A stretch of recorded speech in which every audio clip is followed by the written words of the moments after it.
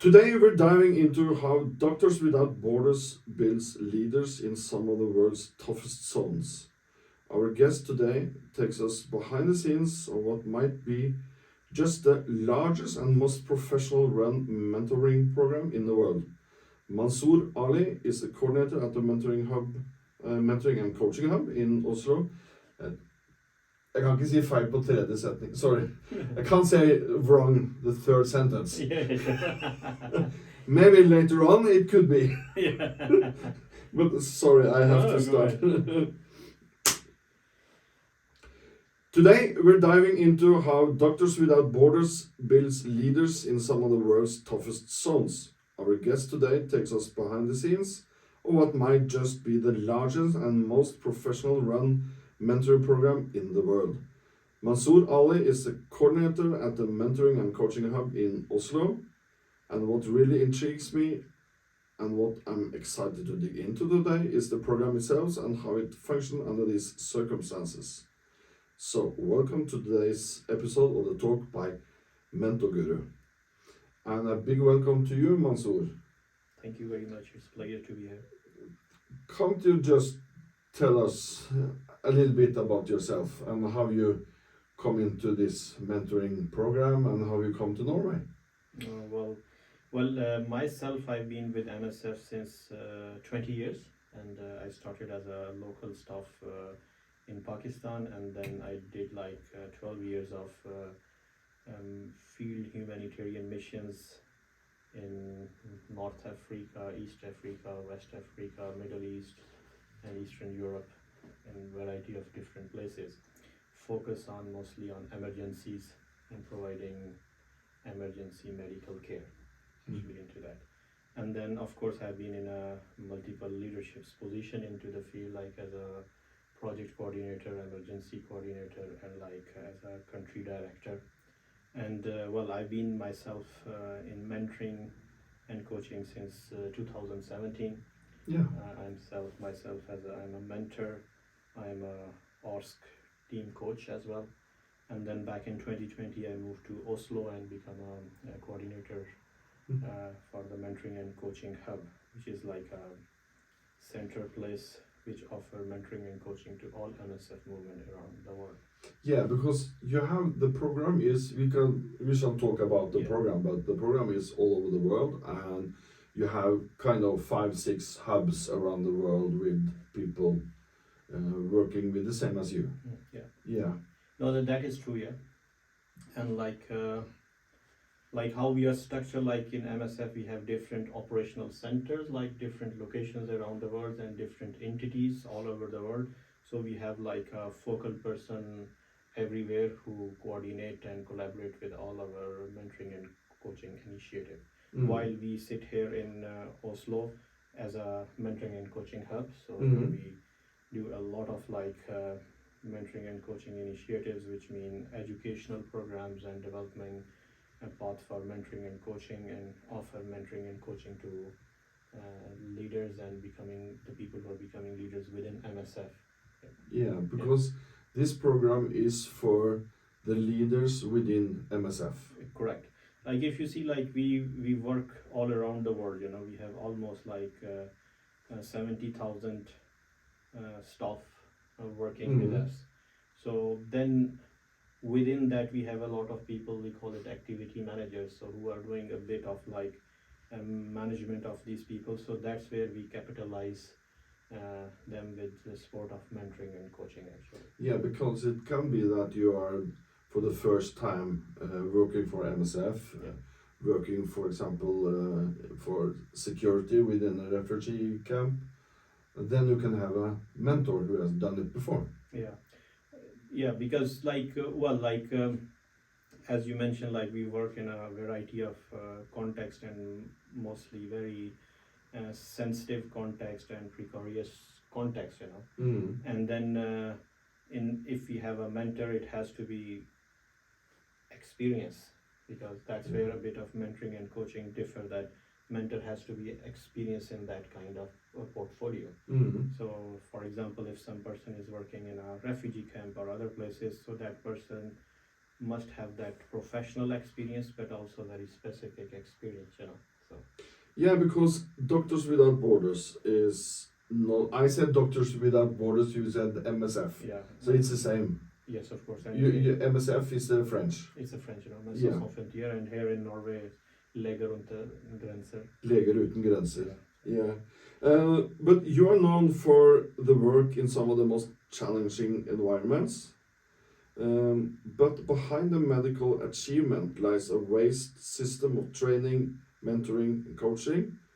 So, how do you make sure your doctors, nurses, and logistic experts are prepared for the extreme conditions they face? Yeah, that's a good question. You know, like when some um, locals hire staff work in that location, or like we call it like international mobile staff, Mm. which are going from different locations to different countries. So well, so it's a quite a process that you try to figure it out, like what is the right person to go there, and they have a right trainings.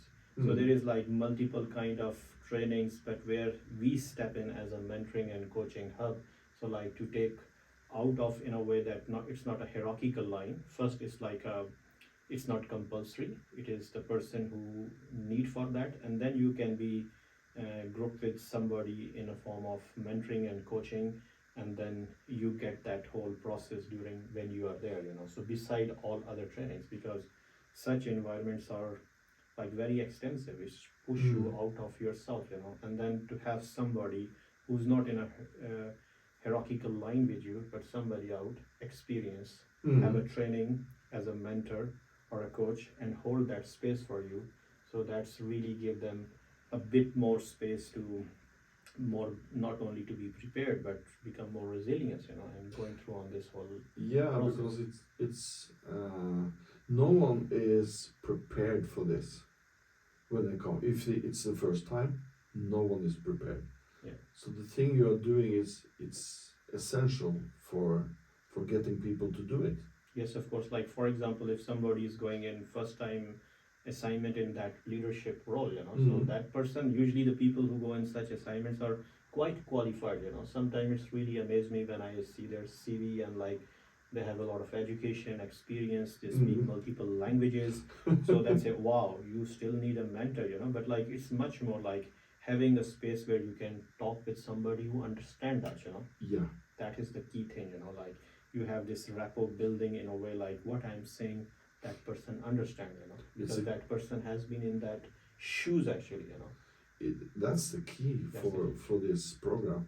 It is, you know, like trust is the key thing. When you are able to build that trust, is not just a word, it's like if you go a little bit deep into that, like have that feeling what I'm saying, like okay, it's well landed on other side, you know, and then that's where the opening is happening, and you can really work with multiple different skills to develop, and whatever is there to work on, you know. Yeah, because mentoring, you do mentoring in sports, in business, and everywhere, every part of the society actually. But guiding someone in a war zone or during Ebola, um, that must require something very bigger and different. So, what are the biggest differences you think between how you approach mentoring and how more traditional organizations do? Yeah, that's a good question, because like well, before answering that, like we have developed these programs over a year, you know, and then there has been mentoring always within MSF even before we have started this mentoring and coaching hub, you know. But what we have done, like try to bring more frame and training and all the continuous professional development in that line, you know. So what we did, like if you see our programs, like in terms of how we train our mentors to become a mentor or coaches, so it's quite aligned with EMCC accredited workshop, and in terms of what the framework is, you know. So that frame is still there. So what become a little bit different due to that we have developed this internally, working a lot how it can be framed in a way within MSF context, which is very different than corporate world actually, you know. Yeah. So it's so that element, that competency, so that part we brought. So to answer your question, at a frame level, it's still same, that framework it still works, like Mm. how to listen well, how to develop different competencies in the leaders, and all this process is quite same, but like the content within is like we have molded in a way that it's become more relevant with Yeah. humanitarian organization. Yeah, so the framework is the same. You have a program, you have mentors, you have mentees, and you have some education to one another, some training Yes, of course. to be a mentor and to be having a mentor. Yeah, of course. Yeah, how it works, like for example, when we train the mentors, so that person has to be experienced in that portfolio.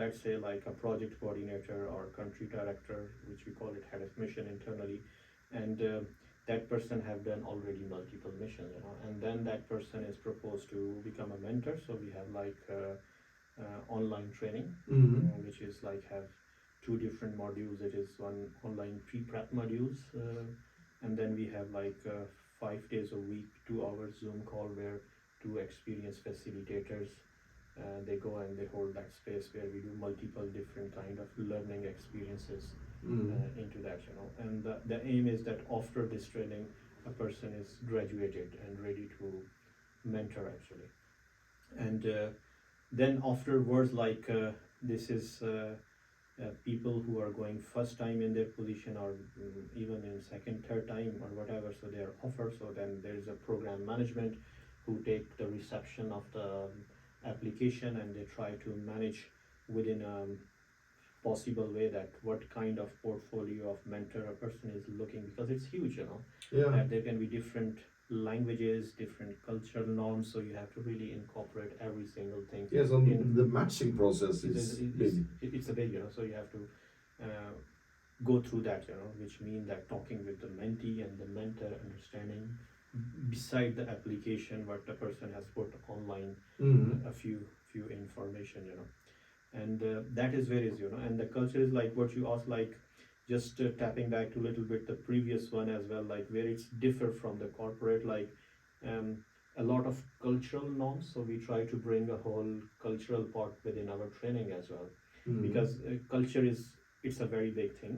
Mm-hmm. It's difficult to define, it's so complex as well, so we try to give invitations to our mentor that be aware of that how culture can be so much difference, Yeah. and saying one thing might land in very differently other part of the world is, and then there are so much metaphors, like for example I have lived in 25 different countries, and I grown up in Pakistan, so where when you see the clouds outside, it's called more romantic, nice, and when you step in a more here in west, it's like sad, so it's a different meaning, so even a metaphor can have a very different impact, Yeah. so you have to really be aware of that. And then also like psychosocial support, because we work in a very different kind of context, where Mhm. things change very suddenly, it's emergency, it's security, Yeah. and that's where it's trigger a lot of things, so we try to train our mentor as well that they are not a psychologist, this is not their job, Mm. but if they've see or scan some of the signs, so we have like a psychosocial unit within MSF, so refer to that person, so how to be well prepared in order to really forward these people to get a right support, Mm. so that we bring additionally within our program, because the need is much more in our setting where we work, Yeah, and you're talking about the culture. It's not only the culture the mentor brings in and the mentee brings in, but it also the third culture is the country they are going to. yeah. So it's kind of three different cultures that you have to prepare. Exactly, you said it very rightly, and then also like if you ever see our teams working in one place, there might be 10 different kind of cultures coming from different part of the world, so it's That's become like also that's a fourth. it's a cocktail of culture, Yeah. so you have to drink it with a lot of awareness, I like that. It's a cocktail of cultures. yeah. Yeah, because you have to also think about the culture to the other people you are working Yes, of together course. with. Yeah. So, but do you have some stories, stories about? I'm thinking about, for example, a guy or a girl start for the first time going out to a camp, having mentor, and it becomes better. Or do you have some stories from that? Yes, well, like usually we do not discuss in a way that it's a confidential space. So I can maybe bring a little bit that there is one of the relationship. It was actually myself. I was a mentor, and then my mentee, she was based in Central African Republic as a project coordinator. And why I'm saying that, we made actually a podcast on that to unfold the whole relationship. So it is with the agreement with the, both of us as a learning within MSF, the people who become Yeah. a mentor. So Yeah, thank so you. like I did, I think 9 months mentoring while she was based in Central African Republic, and then it was first time for her in that as a project coordinator position. It's a quite intense place in terms of what is happening in terms of security and humanitarian and medical needs. So, and I see the evolution of the person coming back, like how challenging it was, how it was impacting, and then you really see the person is really getting to maturity in a way, like in the mid, like taking their own decision and comfortable, and you see the growth line with that person, you know. And I still remember, like there was a point, like I think I was thinking that does really help her, you know. And I asked, like as a feedback at the end of one of our mentoring session, that is it really helping you? And she told me, like, this is the best thing I'm looking forward in a whole month, you know, beside other sport. Like, so it's also see that, like, it's not just a session with a person for developing mentoring skills, you know. It's much more that it help a person, you know. So yeah, and I think it has a definitely a big impact what we see within MSF, you know, and what we the feedback and what we are hearing. So it's quite impactful, yeah. Yeah, and I guess like all type of mentoring programs, it's the pace you're growing much faster with a mentor than without. And I think for here it's crucial to have a mentor. So how is it to be a mentor? What do you think? How do you plan your sessions? How do you get into this as a mentor? Because it's something else than being mentor for a business leader. Yeah. Um, I mean, we have a very good process into that, you know. When like this matching process is done, then you go for like a discovery call. Like it's before like you meet online and you see it and talk. You have already a bio of both of you, you know who's you're gonna talk, and then you do a more talk and see that does this match, you know, both of you are the right person or not, you know. And if that is yes, then you move forward. Like your next call is when person is in the field of mission in any country, in any location, and then you do like a proper call that you plan, like you do a mutual agreement, you know. Before you start, it's really important to clear your expectation, how you're going to do that, know more in a detail, is there anything very specific you should be considerate, and then how you're going to work, like what are the competencies you want to work together, and what is the frequency, what will be the mode, a bit of logistics. It's like only a voice call or video call, whatever, you know. So that part is there, and then you move on to your proper sessions, you know. Like before that, you usually do a check-in with your mentee, like okay, tomorrow you have a call, do you have any something specific points to work on, and then you go. And then it's depend, usually it's like averagely 1 hour call, and then you really go in this process of listening, you know, and then work it together. And it's depend on, like it can be for like 6 months, 9 months duration of the assignments, so it flow in that space, yeah. so it's kind of following the assignment. They are out there for 6 months or 9 months, so the mentor follow you Yeah. in that period. Yeah, and then also like it's not like a fix when you started, I think so, like in my experience as well. So it grows, it's constantly feedback, because if you see in the start, like it's in the start you're doing a rapport building, and then you inclining towards, there is a maturity, and then it's already your mentoring relationship is done, you know. So it's on the both sides, you have to evaluate when is the right time to finish, you know. Sometimes it's most of the time it's the end of the assignment, or it's like you are already done, you know. So But is it also some gatherings where all the mentees or all the mentors are meeting at Zoom? yeah, that's a good question. Like what we do, like then when you are a mentor, then there is a lot of opportunities for continuous professional development. Parts like which can be like, one of that is like we hold like every month, like we call it mentoring cafe, it's online. So multiple mentors comes, and then we put like a agenda point, like a topic, or for anything one person would like to share and talk, you know. And that's the space where more they can share their experience, their challenges.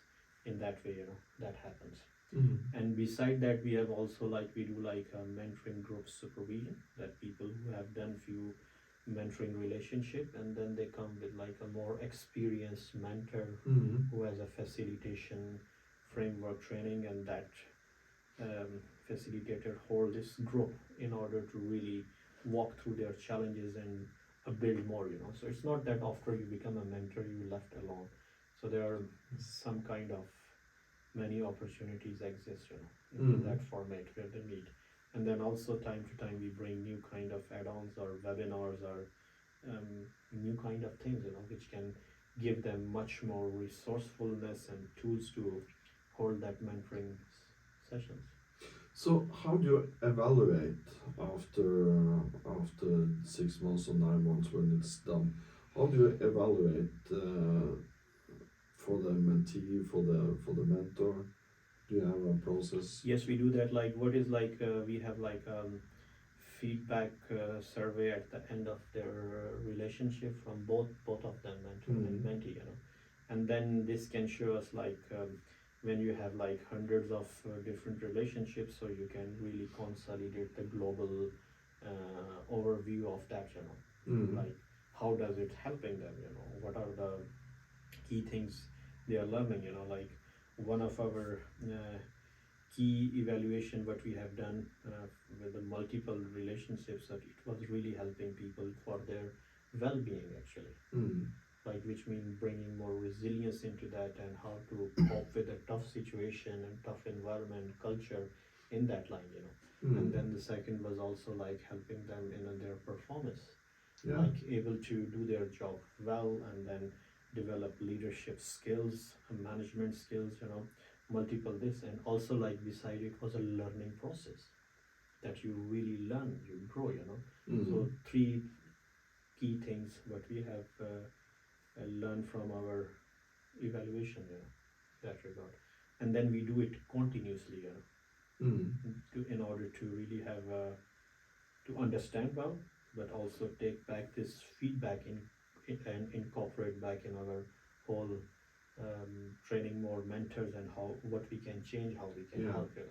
What we can change and what we can do better, Better, for next time. exactly. Yeah, because you have been working a lot of the quality of the program together with EMCC Global. Yes, of course. Like we have like we are fully aligned with their curriculum, that we have like, even we get like almost every year a external verifier who come and look into our program, our content framework, our continuous professional development activities, and which give us a very good external snapshot where we stand, you know. Of course this is one of the requirement from EMCCC, but also it gives you a very valuable insight, you know, that what you can do it more, what you can do because differently. then someone come from the outside. Correct. And look, and I know that MSF have been a big issue for EMCC Global when they are working on the certification for mentoring programs. I think you have gold standard, it's silver, bronze, Yeah. gold. I think you have had gold standard since the beginning. Yes, of course. So yeah. So it's a really fantastic program, thinking about every part actually, mentee, mentors, culture as you mentioned, and how to be even better.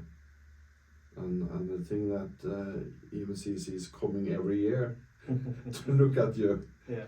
No, it is like not only that. Okay, we do have a lot of experience as MSF because we work in different kinds of places and people are experienced. But like when it comes to mentoring and coaching, we want to be really aligned with what is happening externally. You know, like EMCC and all the different professionals, which they have different kinds of new skills or elements. We try to bring, you know, and Mm. like different people to give more trainings to our mentors in a way. So yeah, because it's a continuous process. It's not one time thing. No. Yeah. Yeah. How long do you know? How long time has it been a program now? I don't know if you said it. This program, well, we started back in 2012 as a Yeah. small pilot project for only for a one mentor program, and we build, we learn, and then in 2017 we make like this whole mentoring and coaching hub with like not only mentoring, like and also like coaching, and then now like you see that has two parts like individual sport, 101 sport is like mentoring, and then individual coaching, and then we have also like systemic sport where team coaching to coach had to have a coaching for multiple people plus organizational development. So we have grown quite a lot from just starting from one pilot project for mentoring to coming to all parts of systemic as well. In the business world, they always talking about the money, and they see success if it has been economical Yeah. good. How do you define success for the mentoring program in MSF? I think of course like it's we don't like you said it already, like it's not the money which can give the key performance indicator in that line, you know. It's much more like having a feedback from mentees and then really seeing that how does it helping, you know. And then also feedback is like I remember when this program was started, you have to really explain many people what mentoring is, you know. Yeah. And then later you it's very different now, you do not need to explain it. It's become more like a natural internal marketing, like one person got the mentoring and see the impact and tell to other people, so it's become like very well known in that, you know. So this also tells that people really appreciate that, you know. And Yeah. our number of requests has been grown, like till I think today we have like internally trained 1000 mentors in our pool from 80 different countries. Wow. And then also I think we have done more than 2000 mentoring relationship, you know. So it's also tells them when you see the feedback after they have finished their mentoring relationship, which also tells us what they have learned, you know. How does it has impacted them, supported them, you know. So that's where it tells quite a lot of success into that, you know. And request has grown, you know, like so that's also telling. Yeah, that should be an indication. Yeah. It has been growing and growing every year. Yeah.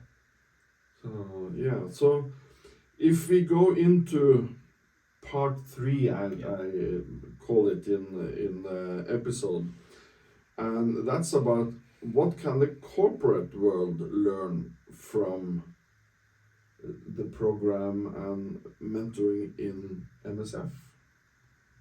I mean, this is a hard question in a way, you know. Yeah. Because I think when you try to bring like very professional kind of mentoring, it has an impact everywhere, you know. And as I said that we still use the global frame, it does work, you know. I think it's much more like how you build your system, how you incorporate different elements, you know. For us, culture, psychosocial, sport, and many other things are very important. So to figure out like what else is needed, you know. So it's not just a frame, how you build the content and sport material into that, you know.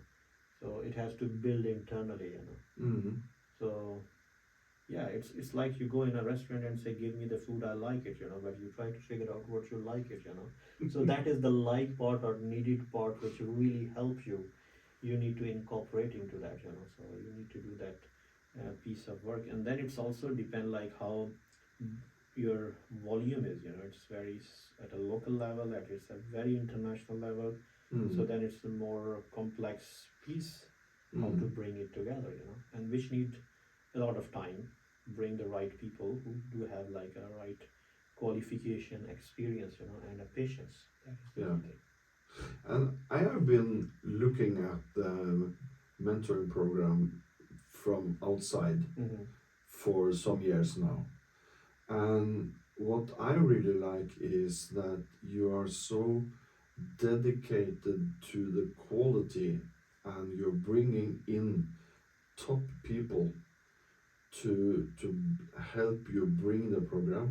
It's not someone sits and yeah, let's try that. You're bringing in the top people. I know David Clutterbuck has been Yeah. with you many times, Yeah. and you're bringing in EMCC and the certification and everything. So if you should look at or three advice for corporates or businesses who are thinking about having a mentor program, which three advice could that be? Well, one thing, look internally that what is really, really important for them, where they can really capitalize internally, like which can be a culture, which can be a language, which can be any other kind of thing, that they need to figure it out thing. And then the second part is like to really bring new expertise, because there are so many things which are developing very fastly, how to bring that, like some key experts, like they have developed skills for a long time, that can be super super good to which add on your to the part. And third will be like how, or I will say that also, like there is a lot of things is happening with AI actually, how we gonna work it together to build our system and bring more quality. So that will be the third part I will see, that which right now we are also working quite intensively, because it can really definitely help us to develop our program and sport more efficiently. Yeah, that will be my next question. How do you incorporate AI in the program? Hmm. I think that's a good question. Like, for example, like in your program management, like when it comes to that, you really take when your big requests and volumes are coming, you try to use in their reception, processing. It's not that you just leave everything AI to decide, but you work beside it, help you to do a lot of different tasks very quickly, and help you to take your decision, a more automation, and where things can go much more fast. So what it will help, that it will reduce the time frame, Mm-hmm. and it will give you a very quick response, and then it also give to people to do much more quality focused work other than just on a task. That is one part. And also like how you can bring in education, because our whole focus of how we learn the thing, it's gonna change, and it's gonna go Yeah. very quickly change. So it's not anymore reading the whole PDF file and having a PowerPoint, but much more to incorporate the ways, how like generative AI has been developed, how you can incorporate to figure it out, some of the key learning elements into that. So while I'm saying that, we are still ourselves in the process to figure it out. Yeah, And yeah. it's also like remind me the thing, like in mentoring and coaching, it's also like it's very important how to do a good conversation and ask a good question. That Yeah. is really really key. And I think it's also coming apart that how to ask a very good question to AI. So that is also going to be one of the key parts. So if you are able to ask this, so AI is going to help. So I think we need to bring a balance. So we have to work beside into that. So yeah. Yeah, I saw some. I think it was on YouTube or something. I saw that the new notebook, Yeah. which is coming, you can put a PDF file in there Mm. and make a podcast. Yes. And podcast is one of the things they are talking about when learning. Mm. So instead of reading a PDF file, you can make a podcast and listen to one, two, maybe three people discussing what's Yeah, on the PDF. exactly.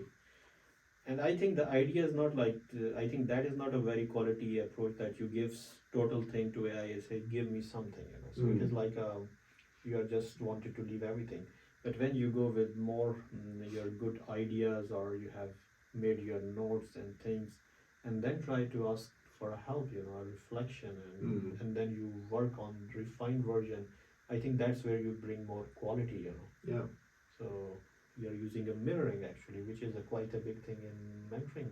Mm. And AI can give you a bit of mirroring on your content and other kind of thing, you know. And as you said, like making this kind of podcast, like the way of we generate that learning material, it's going to Yeah. be very different and easy as well, you know. And Yeah.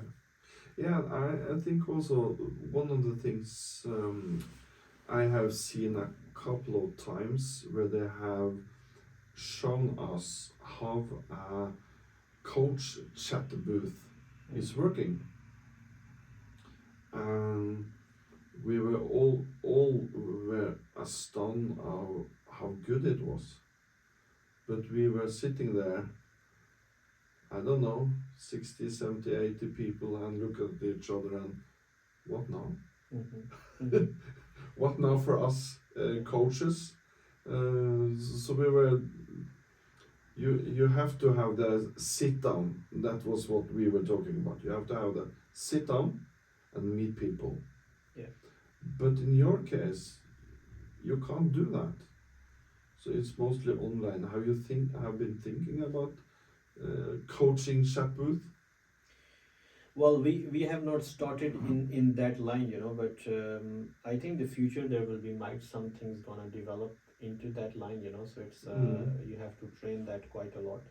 I think at this point we are really focused how to work beside that, and I think Yeah. we still want to keep the human element into that, you know. And I think what will come in the future, I do see that this is not like a science fiction.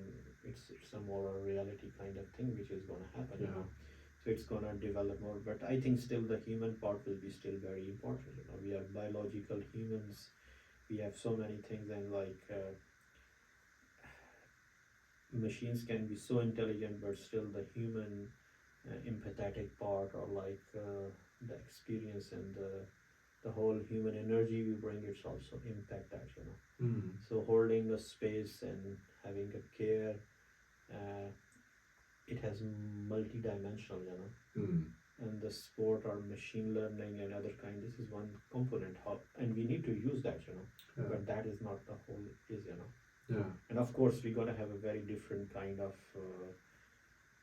mentors and coach in the future, because the technology is really developing, you know. So Yeah, I have seen just by writing and the text comes up. So the big difference will be when you have a face up there and you can talk to the coach. And I think it's kind of, as you say, you can't change it and go for just chat booth. You have to incorporate it, but I think it can be good for coaching because it can be an easy way for a lot of people, because many people are maybe skeptic to a coach and what is going on in the coaching session. So by trying the coach chat booth, maybe that's the start. yeah, things gonna develop quite a lot, you know, like Yeah. how like in the real sport, like in all formats of our life, you know, it's gonna happen quite fast, you know. And I think the key thing will be how you collaborate with that Yeah. in order to find a balance, you know, not lose your side, but use that, you know, and like it does help you, you know. Yeah, and I think that's the key here. It helps you. It helps you. It's not that you're not going to do anything anymore, but it helps you Yeah. maybe to do it even a bit better, but also in a shorter period of shorter time. period, and also like when you do, like, we are quite aware like of privacy, GDPR, all kind of, Mm. which are very important, Yeah. like it's not only the legal thing but also to keep a confidentiality, so not to use any personal information, any other kind of information. You said something earlier. We're starting to get in the end now, Mhm. but you said something earlier that the question the mentor is asking is very, very important. For all the mentors and coaches listening, what is your three best tips for them? Three tips for being a good mentor and coach. I think the very, very key thing is like to when you develop a relationship with a trust, you have Mhm. like, we use this word rapport building, which is like a really harmonious connection. When that happens, there is a trust. Then everything happens. Mhm. And if you are able to build that, and it is actually in the start, it's kick off, but it's remained throughout your whole relationship. Mhm. Actually, so if you build that, then you can really use everything. Then you have so many things asking a good question. Use the time to build trust. Build the trying Yeah. trust, and it's not one time, it's, you have to keep it, Mhm. you have to show it in that way. So that happen actually in a background, and if you have that, so this is your really, really the base. And then on top of that, like listening, really, really good listening. Mhm. And it's not just the words like what has said, and then able to really understand deeply and then ask a good question, very good question. Mhm. So that can be the third part. And there are so many other things, but I think these are the key Yeah, things. but it's three very important things. And if someone is listening to this episode and thinking, I want a kind of mentor program in my business, Mhm. what do they start with then? What do you think they could start with? That's a good question. I think like try to really make a good program actually, because sometimes we think that we just have a mentor and we try to do, but take a step back and say what you really want to, why you need it, Mhm. and then design the whole program. If once the mentor, you have a mentor you identified, give them a good training, and then you do the whole management of that, how to do like matching of mentor mentee follow up, so Mhm. that's where the quality come. Of course it's depend how big the volume is, Yeah. so it's really depend on that. And then if you have opportunity to develop yourself, it's always homemade things are always the best is, Yeah, because it's also the mentor is learning. And it definitely, definitely. That's a very good point you raised. Like, since I became a mentor myself, and I was amazed after each session that actually you learn yourself Mm. a lot, Because if you're an experienced person, and usually you're experienced in that portfolio when you're mentoring, and then you have to really not the say the things what you already know it, but allow to hold a space for your mentee, that by asking good question, allow them to have their own reflection, Mm. tapping into your own solution, and helping them, Actually, it's not about mentor, it's about mentee. But holding that whole process really allow you to learn more. You become a good listener with the time, because you are Mm. listening a lot. You are understanding. So it's both side learning actually. Yeah. And that's one of the key points that everyone is learning, Everyone is both on learning. both sides. Yeah. But if someone sits and listens to this and thinking, I really want to be a mentor or a coach for MSF, what can they do? Well, like for mentors, like it's important to have like that experience, and Mm. mentors are like internally that they must have work with MSF. Mm. So if the people who are listening, they are within MSF, their experience, they know it is available, and where they can contact. We have a website, and also like internally all the information, they can contact us, and for sure they can become a mentor. and the people who are within MSF and they want to have mentor, this is also possible. And coming back from outside, we have quite a lot of internal trained coaches as well, so coaches are possible. So definitely if there are some people who really are good, like they have the formal education of coach or team coach, yes, definitely they can contact us and become a part of our global pool. But it's like so it's like it's not a corporate, it's much more different kind of work. Yeah, it's a Fascinating. different kind. Different kind of work, and then we can't guarantee anything. We try to see it how it's possible to use that sort of. And the third thing is maybe get involved in MSF. No, definitely. See what you can do there, and then after being involved a bit, then you can think about definitely. being.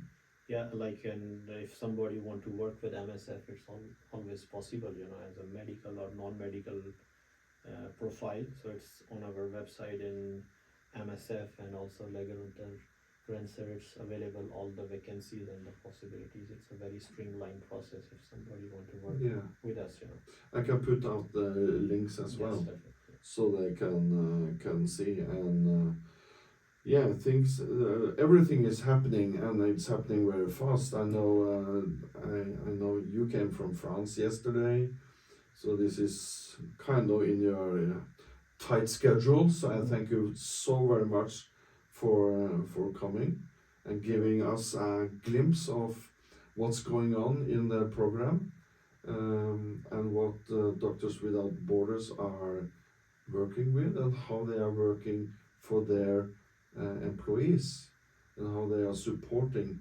outside. Because we don't think it maybe, but we know that if it's a crisis, a place in the world, we know that someone is rushing there, but we don't know the system behind.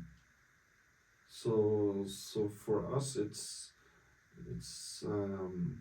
the listening to the system behind, and thinking about the people who were rushing. So that's very, very good.